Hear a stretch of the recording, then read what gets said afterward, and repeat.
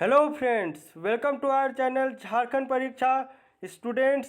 ये video lecture जो है ये आपका जेपीएससी डेडिकेटेड योजनाओं के ऊपर पार्ट 8 है। इससे पहले जो है हम लोगों ने ऑलरेडी 7 पार्ट्स अपलोड किया हुआ है, जिसमें हम लोगों ने टोटल 21 योजनाओं पर थॉरो डिस्कशन किया है, जिसके चांसेस मोस्ट प्रोबेबल है कि एग्ज़ाम में पूछे जा सकते हैं। और योजनाओं के ऊपर तो आपको 14 से 16 मार्क्स का क्वेश्चन आप एक्सपेक्ट कर ही सकते हैं। चाहे आप पेपर 1 की बात करें जहां पर आपको नेशनल लेवल की योजनाओं से क्वेश्चन पूछे जाएंगे, और पेपर 2 की बात करें जहां पर आपको सिर्फ झारखंड स्पेसिफिक होगा। कुछ योजना जो झारखंड से है और आपका नेशनल इंपॉर्टेंस के रखता है, जैसे कि आपका कुसुम योजना हो गया, जो आपका सेंट्रल फंडेड हो गया, जो यूनिवर्सिटीज़ में एप्लीकेबल है, वो सब आपका पेपर 1 में भी पूछा जा सकता है। इसलिए ये काफ़ी इंपॉर्टेंट टॉपिक है। आज की इस वीडियो लेक्चर में भी हम लोग टोटल 3 योजनाओं के बारे में पढ़ेंगे, काफ़ी डिटेल में पढ़ेंगे। और इसके बाद जो है आपका 2 वीडियो लेक्चर योजनाओं के ऊपर और अपलोड होगा। इसके साथ ही जो है योजना वाला सीरीज़ आपका कंप्लीट हो जाएगा। और आज नहीं तो कल मैं कोशिश करूंगा वर्तमान में कौन क्या है और इम्पॉर्टेंट अपॉइंटमेंट्स झारखंड का टिल डेट यानी 27 अगस्त 2021 तक का मैं आपको अपलोड करके दे दूंगा। ठीक है, चलिए आगे बढ़ते हैं। आगे बढ़ने से पहले एक इंपॉर्टेंट अनाउंसमेंट या एक करेक्शन कह लीजिए, या एक्चुअली क्या हुआ ना, बहुत लोगों को डाउट था जो मैंने कल पढ़ाया था मुख्यमंत्री कन्यादान योजना को लेकर कि सर इसका स्टार्टिंग डेट 2004 है। देखिए एज सच अगर आप नेट पर भी चेक करेंगे, एक बहुत फेमस मैगजीन आती है प्रतियोगिता दर्पण, आप उससे भी क्रॉस चेक कर सकते हैं। वहाँ पे 2004 की starting date as such mention की नहीं गई है कहीं पर भी। और दूसरी बात, आपसे अगर स्टार्टिंग इस तरह से फ्रेमिंग नहीं किया जा सकता उस क्वेश्चन का, क्योंकि वो अभी आपका वर्तमान में भी फंक्शनल है और वो अभी आपका संचालित हो रहा है। दूसरा बात कि आपसे अगर पूछ लेगा 2017 मैंने क्यों लिखा, इसलिए लिखा क्योंकि देखिए अगर आप थोड़ा स्टडी करिएगा उस योजना के पहले, देखिए मुख्यमंत्री कन्या विवाह योजना था जो आपका 2003-4 यानी झारखंड स्टेट के बनने के बाद से संचालित किया जा रहा था। कन्या विवाह योजना, मिक्सअप मत करिएगा, 3-4 नाम में एक जैसा लगता है सुनने में। तो मुख्यमंत्री कन्या विवाह योजना था जो आपका 3-4 से संचालित हुआ आ रहा था। उसके बाद आपका आता है मुख्यमंत्री कन्यादान योजना। ये आपकी लॉन्चिंग की डेट अगर स्पेसिफिकली अगर जाएंगे हम लोग, तो ये आपका 2014-15 को इसकी घोषणा की गई थी। लॉन्चिंग अभी तक नहीं हुआ, घोषणा की गई थी। और इस समय बोला गया था कि 15,000 रुपये दिया जाएगा 18 से 21 साल की लड़कियों को शादी करने के लिए। ठीक है, उसका क्राइटेरिया सब भी मैंने बताया, लेकिन एज सच कुछ एक्सप्लेन नहीं था एलिजिबिलिटी क्राइटेरिया। 17 में जब आपकी रघुवर दास की सरकार आई तो इस 15,000 के अमाउंट को बढ़ाकर आपका दुगुना कर दिया गया, और ये अब जो है 30,000 रुपया है, और यही वर्तमान में भी संचालित है। इसलिए अगर आपसे पूछ लेगा कि 30,000 रुपया, क्योंकि अभी वर्तमान में क्या है 30,000 रुपया, इसलिए आपको याद रखना पड़ेगा 17 और 19 ये दो चीज़। 19 में भी कुछ एलिजिबिलिटी क्राइटेरिया एडअप किए गए, जो कि मैंने आपको अच्छे से समझाया हुआ है, इसलिए कंफ्यूज नहीं होना। यह थोड़ा सा इंपॉर्टेंट क्या बोले एडिशनल इन्फॉर्मेशन था, तो ये चीज़ मैंने आपको बता दिया। आ जाइए आज का बहुत इंपॉर्टेंट क्योंकि ये जो योजना है ये आपका जो है बजट में भी मेंशन्ड है आपका 2021 का, और एज सच आपको बुक्स में कहीं पर भी इस योजना के बारे में आपको डिटेल में जानकारी नहीं मिलेगी कि कितना जो है इसमें अनुदान देने का प्रावधान किया गया। इनफैक्ट आप किसी भी वेबसाइट में चेक कर लें, आपको ये जानकारी जो मैंने स्नैप किया ये आपको धनबाद डीसी के द्वारा ट्वीट किया गया था खुद, तो वहाँ से मैंने ये जानकारी उठाई है कि एक्चुअली में जो है आपका पशुधन योजना में क्या क्या प्रावधान किया गया है। इसलिए कहीं का जो होता है ना कि बुक्स में कहीं से कॉपी करके लिख दिया गया, ऐसा नहीं है, ये एकदम ऑथेंटिक डेटा है आपका। चलिए आगे बढ़ते हैं। ये वो आपका जो पैम्पलेट कह लीजिए वो आपका फर्स्ट पेज में था। टोटल 4 जो है इन्फॉर्मेशन ट्वीट्स किए गए थे डीसी धनबाद के द्वारा। तो इसमें जो है टोटल बजट जो रखा गया आपका 660 करोड़ का है, जिसमें आपका जो है राज्य सरकार ने करीब 660 करोड़ के बजट से ग्रामीण विकास कल्याण और कृषि विभाग की मदद से इस योजना की शुरुआत की है। तो ये आपका जो है गवर्निंग बॉडी है, और इस योजना के लिए टोटल बजट कितना है 660 करोड़। अब क्या क्या इंपॉर्टेंट है इसे आप थोड़ा यहाँ से समझ लीजिए। जो इंपॉर्टेंट स्नैप किया हूँ यहीं से आपको सारा बातें समझ आ जाएगा। ध्यान से सुनिएगा। इसमें जो है मिनिमम जो है आपका 50% से लेकर मैक्सिमम जो है आपका 90% तक का अनुदान देने का है। 100% टिक करके नहीं आना है, आप इसे ध्यान से समझिएगा। फर्स्ट पॉइंट है इसमें, यहाँ पर पढ़िए फर्स्ट पॉइंट। उम्मीद करते हैं थोड़ा ठीक दिखाई दे रहा होगा, क्योंकि जानते कॉपी ये स्नैप करके जब मैं इसे एडिट कर रहा था ना थोड़ा ब्लर हो जा रहा था। उम्मीद करते हैं थोड़ा सा कॉपरेट कीजिए। यह कार्यक्रम जो है आपका ये APL यहाँ पर देखिएगा, ठीक ना, APL या /BPL। APL BPL समझाया हुआ हूँ, अबव पॉवर्टी लाइन और बिलो पॉवर्टी लाइन। वर्ग के सभी महिला पुरुष लाभुकों एवं स्वयं सहायता समूह यानी कि एसएचजीज, सहकारी समिति के सदस्यों यानी कोऑपरेटिव सोसाइटीज़ जिसमें बीपीएल परिवार की महिलाएं, असहाय विधवा औरतें, दिव्यांग और निसंतान संपत्ति जिनकी उम्र कम से कम 50 वर्ष हो को लक्ष्य के अनुरूप प्राथमिकता के आधार पर योजना का लाभ दिया जाएगा। अब समझ गए ना, यहाँ पे प्रायोरिटी सीक्वेंस बताया पहला पॉइंट में। अब अनुदान की बात करता है सेकंड पॉइंट, सुनिएगा। इस योजना के तहत असहाय विधवा औरतों, दिव्यांग, निसंतान दंपत्ति जिनका उम्र जो है आपका 50 वर्ष हो कम से कम, इनके लिए अनुदान का जो है वास्तविक लागत है वो आपका 90% है। अन्य लाभुकों के लिए ये आपका 50% देय होगा। तो अगर धनबाद डीसी ने ये ट्वीट किया है यानी एप्लीकेबल टू ऑल है ना, इस कारण से तो डीसी के द्वारा ये ट्वीट किया गया। तो इसमें आपको दो चीज़ देखना है, आपको मीन और मैक्स याद रखना है। 50-90 किनको 50 मिलेगा किनको 90 मिलेगा, ये भी आपको आप उम्मीद करते हैं समझ आ गया होगा। अब क्या है ना, देखिए ये तो एक एलिजिबिलिटी क्राइटेरिया हो गई। अब क्या है, ये जिम्मा सौंपा गया है रिस्पेक्टिव आपका जिला को, वहाँ से वो शॉर्ट लिस्टिंग, ये सब प्रोसीजर, डिसबर्समेंट, ये सब काम किया जाएगा। अब इसमें क्या है ना, इसके अंतर्गत ही आपका आ जाता है। यहाँ पर देखिएगा, इसको मैं हटा दूँ तो आप यहाँ पर देखिए, ये आपका बकरा विकास योजना हो गया, ये आपका सूकर विकास योजना हो गया। अब यहाँ पर आप सबका बजट भी देखते चलिए। यहाँ पर यह आपका एक हो गया, उसके बाद यहाँ पर एक सबका अलग अलग, यहाँ पे आपका बतख चूजा वितरण की योजना हो गई। तो यहाँ पर इस प्रकार से जो है, यहाँ पर देखिए चयन की प्रक्रिया जो आपको प्रायोरिटी वाइज समझाया ना, सेम टू सेम यही चीज़ लिखा हुआ है। तो पशुधन योजना के अंतर्गत आप काउंट करिए टोटल कितना आ रहा है, 1 2 3 और एक यहाँ पर आ गया 4। तो टोटल 4 इसके अंदर में योजना यानी सब ऑर्डिनेट या सब योजना कह लीजिए इस प्रकार से, ठीक है ना।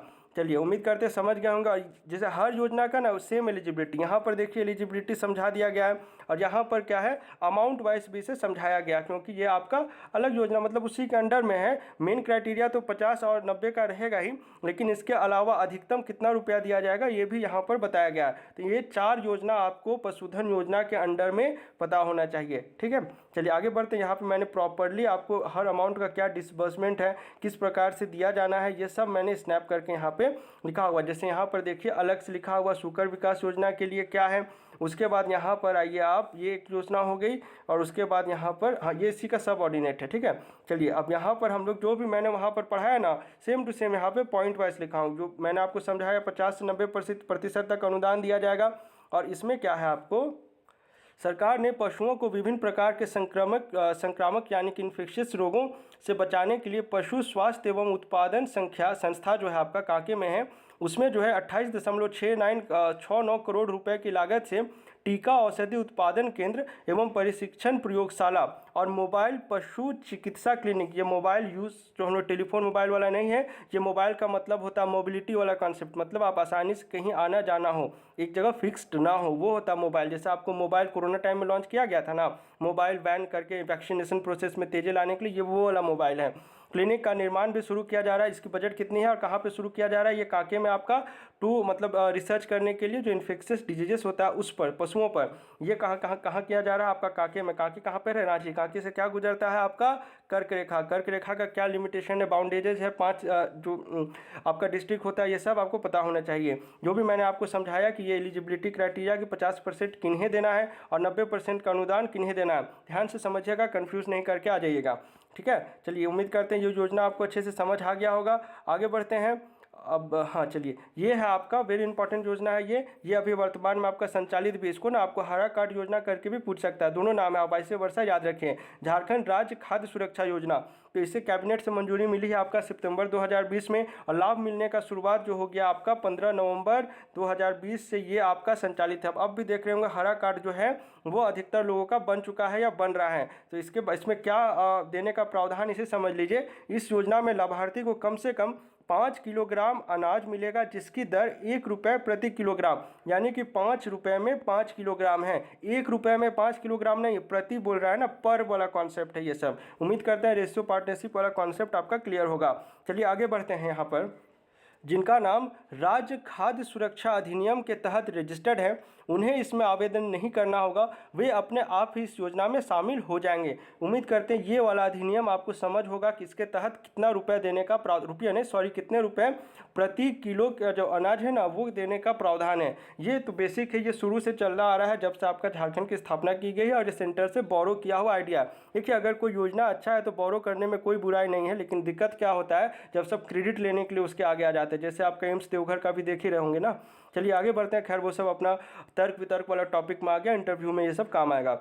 शहरी स्थानीय निकायों, जिला, प्रखंड और पंचायत स्तर पर वार्ड के आधार पर लाभार्थियों का चयन किया जाएगा। ये ऑब्वियसली है आपका जो ग्रास रूट लेवल होता है, ग्राम सभा फिर पंचायत स्तर, ये उसी प्रकार से ऊपर गया है। यहाँ से ऐसे एरो करेंगे तो चला जाएगा आपका इनवर्ड से आउटवर्ड एरो वाला कॉन्सेप्ट है यहाँ पर। ठीक है, चलिए यहाँ पर ऐसे यहाँ पर हाँ ये आप याद रखिए, हरा रंग का जो मैंने आपको बताया हरा रंग का कार्ड बन रहा है, आप खुद भी देख सकते हैं। एलिजिबिलिटी क्राइटेरिया समझिए, 2-3 इस पर इंक्लूजन्स है जो आपको पता होना चाहिए। मूल निवासी तो ऐसा ऑब्वियसली होगा ही, इसमें जो जो इंपॉर्टेंट है ये एक इंपॉर्टेंट हो गया। यहाँ पर आइए, ये इसका मोस्ट इंपॉर्टेंट पॉइंट है, क्या है सुनिएगा। ऐसे व्यक्ति जो विधवा या परित्यक्ता या फिर ट्रांसजेंडर्स को इससे पहले इंक्लूजन नहीं किया गया था, ये फर्स्ट टाइम है कि जो आपका राशन डिस्ट्रीब्यूशन वाला सिस्टम है झारखंड सरकार के द्वारा उसमें इन्हें इंक्लूड किया गया है, उन्हें इस योजना का लाभ दिया जाएगा। इसके अलावा ऐसे व्यक्ति जो 40% विकलांग है वे भी इसके पात्र हो सकते हैं। तो ये एक इंपॉर्टेंट यहाँ पर एलिजिबिलिटी क्राइटेरिया है।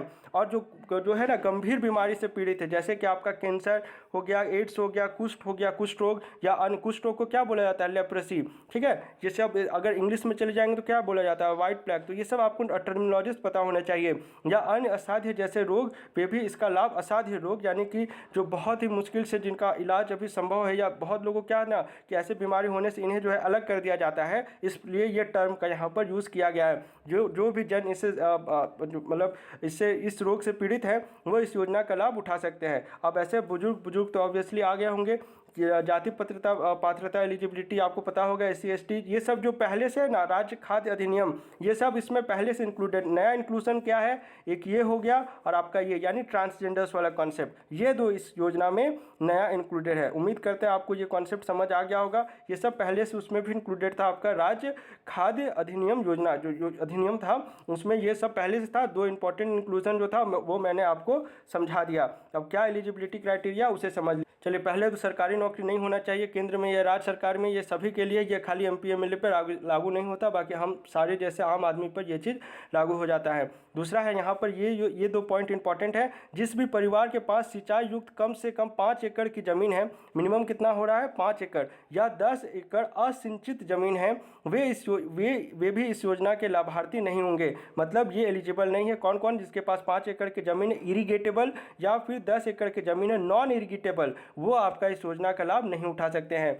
यदि किसी लाभार्थी के पास 2 पहिया या 4 पहिया वाहन है वो भी इसके पात्र नहीं होंगे। ये इसका एलिजिबिलिटी क्राइटेरिया, इस पर भी मैं आपको थॉरो में पढ़ा सकता था, लेकिन इस पर टाइम बाउंडेज है, 15 मिनट्स में से कंप्लीट करना है। इसमें बहुत इंपॉर्टेंट आप जो है ना तर्क वितर्क कर सकते हैं इस योजना पर। इसको आप आयुष योजना, आपको पता है ना कि इसका भी एक लिमिटेशन है वहाँ पर कि दिल्ली सरकार ने उसे इम्प्लीमेंट क्यों नहीं किया था, ये मेन रीज़न था। उसमें मोबाइल फ़ोन नहीं होना चाहिए, आपका 2 व्हीलर्स नहीं होना चाहिए, ये सब उसमें था। ये सब अलग डिस्कशन की बातें हैं। अब आइए इंपॉर्टेंट योजना 2021 बजट का योजना है, ये है आपका दिशोम गुरु पोषण वाटिका योजना।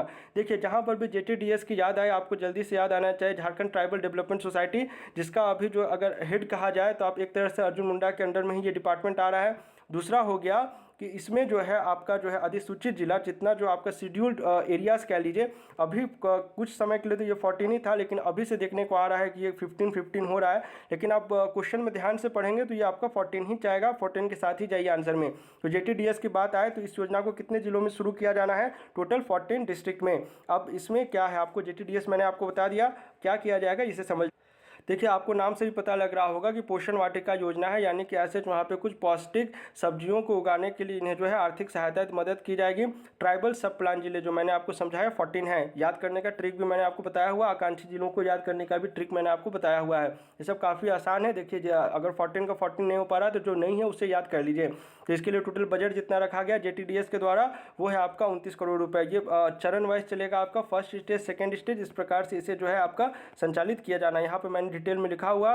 ऐसे इस योजना में आपको एक्सप्लेनेशन की जरूरत नहीं है। इसमें आपको जो टोटल है 1200 गार्डन किट दिए जाएंगे। देखिए इस प्रकार की योजना का जब भी संचालन किया जाता है तो रूट लेवल से स्टार्ट होता है। आप चाहे दीदी बाड़ी योजना को ले लीजिए या फिर किसी अन्य योजना को ले लीजिए, हर किसी योजना का संचालन, या फिर आप दीदी किचन को ले लीजिए, या फिर मुख्यमंत्री दाल भात योजना का संचालन किया गया था। ये सब आपका ग्रास रूट लेवल से उठता है, जिसमें आपको मेन फोकस किया जाता है आंगनबाड़ी केंद्रों पर। उसके बाद फिर आपका ग्राम सभा पर देखा जाता है, फिर ग्राम पंचायत। इस प्रकार से इसे ऊपर की ओर ले जाया जाता है। ठीक है, चलिए मिलते हैं झारखंड के अगले वीडियो लेक्चर में। Thanks for watching this video.